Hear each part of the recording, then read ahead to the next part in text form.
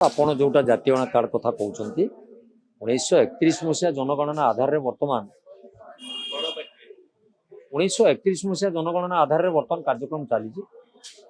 मु आपण सूचई देवाई चाहे विभिन्न समय कांग्रेस तरफ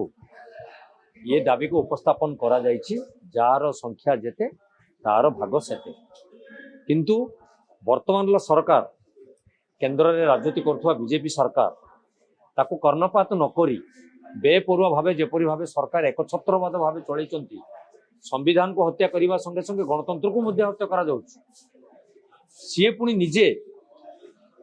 लगुच बोधे बिहार निर्वाचन को आखि आगे रखी राजनीतिक कार्ड से कहते कि प्रकृत में कार्यक्रम हाथ को नेबे समय कह किंतु जो मुहर से कथा को दूरे देते जो मुहर से मना करते आज से कथा को स्वीकार कर पार्लियामेंट घोषणा कर ना संख्या आधार में निश्चित जनगणना करा जार संख्या जेते तार भाग सेते बोली से स्वीकार कर तेणु धन्यवाद दिज्व आम युवनेता राहुल गांधी को सी जो प्रस्ताव उठे पार्लियामेंट रे आज सारा देशवासी देखुं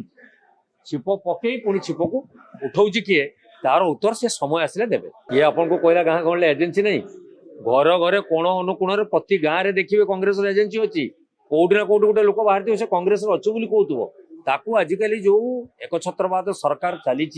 कौन ताकू दबे दबार व्यवस्था करा जाउची तांको कथा कहबार सुजोग सृष्टि करा जाउ नाही हुए तो लोक लोकायत अवस्था अच्छी आपड़ देखु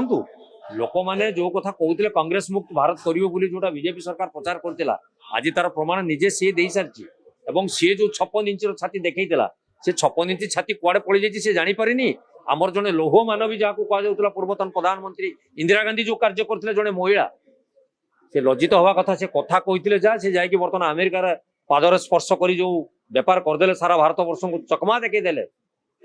ता लज्जाकर विषय आम मैंने समस्ते लज्जित जदि प्रकृत 56 इंच छाती अच्छी कार्य कर देखा केवल कथार कही लोक भुआ बुलेबार आवश्यकता नहीं।